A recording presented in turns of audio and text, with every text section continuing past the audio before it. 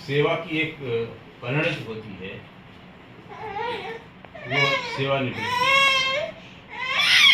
शास्त्रों में लिखा गया है कि जातस्य ही ध्रुवो मृत्यु, जिसका जन्म होता है उसकी मृत्यु होती है। जन्म की अवधारणा में ही मृत्यु निहित होती है। तो जब हम यहाँ आए हैं तो जाएंगे भी। और हम लोगों की लाइफ में तमाम बार ऐसे अवसर आए हैं कि बहुत सारे लोगों ने हमारे साथ ज्वाइन किया है। बहुत सारे हमारे साथी ऐसे रहे हैं जो हमारे बीच में नहीं रहे हैं, उनके परिवारीजन मैडम की तरह ही आकर के हम लोगों के साथ ज्वाइन किए थे। लेकिन ये पहला अवसर है कि कोई ऐसा व्यक्ति भी मुझे मिला है जो सेवा अधिवर्षता आयु के पूर्व ही स्वतः जो है वो मुझसे भी जिद करके जाने का निर्णय किया। मुझे 2 साल में थोड़ा ही कम समय है इस कार्यालय में, और मैं जब से आया हूँ मुझे लगता है कि 1-2 महीने बाद ही मैंने हमसे कहना शुरू कर दिया कि रिटायरमेंट लेंगे और हम चले जाएंगे। और मुझे लगता है कि इनके इस कार्य में 7-8-9 महीने का विलम्ब तो मेरी वजह से हुआ। मैं कहता रहा कि नहीं ठीक है, जैसे चलता है चलने दीजिए, तो ऐसा है। लेकिन मुझे लगता है कि हम लोगों का स्नेह जो है इनकी बहू के स्नेह से कमतर था, वो जीत गई। और निश्चित रूप से डेफिनेटली परिवार सबके लिए महत्वपूर्ण होता है। और सेवा काल में बहुत सारे अवसर आते हैं जब हर पल हमारे संबंध मधुर होते हैं, लेकिन पल वही होते हैं जब हमें आपकी जरूरत हो या हमारे किसी भी साथी को हम लोगों की जरूरत हो और हम लोग खड़े रहें।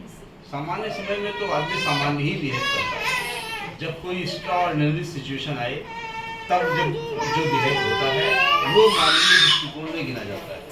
बहुत सारे लोगों को ने बताया कि मैडम बहुत खिलाती थी, लेकिन चूंकि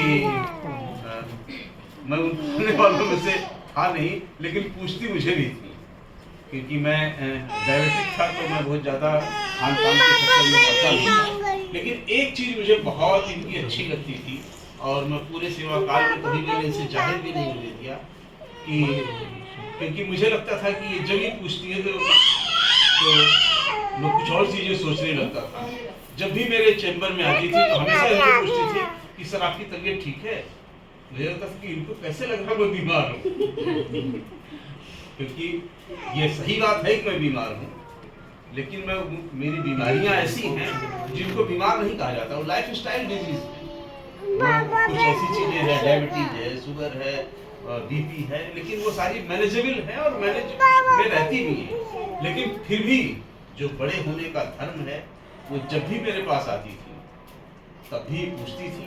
विनोद जी ने जो कहा कि उस चीज पर निश्चित रूप से से हम लोग सब अनुरोध करेंगे कि जो चीज आपका है वो आपको मिलेगा और जो आपका नहीं है वो आपकी अथाह चिंता के बाद भी आपको नहीं मिलेगा। इस चीज को ध्रुव सत्य मान करके जाइएगा। ये परिवार जो समाज कल्याण का है, हम लोग सब आपस में बैठे हैं, ये आपको सेवा से विदा कर रहे हैं। हृदय से हम लोग कभी विदा नहीं करेंगे। जब भी आपको यहाँ लगेगा कि किसी भी व्यक्ति से या जब तक हम लोग इस सेवा में रहेंगे, अगर किसी भी व्यक्ति से किसी भी तरह का आपको कोई कार्य मिलेगा, आपको लगेगा कि कोई कार्य हम लोगों के लायक है, तो आप ये कभी मत सोचिएगा कि आप सेवानिवृत्त हो गई हैं। और विनोद जी से भी मैं निवेदन करूंगा कि अब कम से कम छिद्रान्वेषण इनके किसी अन्य कार्य में नहीं करेंगे, और अगर कोई कमियां रहेंगी तो हमसे छुपा लेंगे। ठीक है।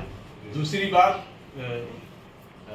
मैं लड़कियों से तो बहुत ज़्यादा ना तो उम्मीद करता हूँ, हमारी भी लड़की है, लेकिन मैं हमेशा अपनी बहुओं को, मेरे अपनी बहू नहीं, मेरे बड़ी भाई की बहू है, और जब कभी घर में चर्चा होती है तो लोग कहते हैं कि बहू को बेटी की तरह समझना चाहिए। बेटी कैसे बहू की तरह हो जाएगी? बहू हमेशा बेटी से आगे ही होती है और जिसके स्नेह के बंधन में, जिसके लोभ में इन्होंने हम सबको छोड़ा है, मैं उन सबसे निवेदन करूंगा कि इनका ये विश्वास कभी नहीं है बेटा, नहीं है बाबा। और हम लोग तो निश्चित रूप से इनके साथ रहेंगे। दूसरी चीज ये, इनसे निवेदन ये करेंगे कि सीनियर, अब डेफिनेटली भले ही उम्र इनकी 60 वर्ष नहीं है, लेकिन जो इनकी शरीर की उम्र है वो 60 वर्ष से ज़्यादा की है।